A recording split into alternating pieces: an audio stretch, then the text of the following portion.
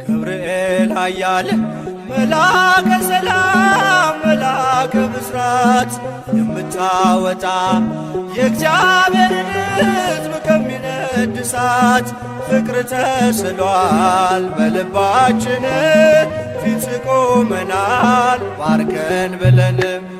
ገብርኤል ኃያል መልአከ ሰላም መልአከ ብስራት የምታወጣ የእግዚአብሔርን ሕዝብ ከሚነድ እሳት ፍቅር ተስሏል በልባችን ፊት ቆመናል ባርከን ብለን።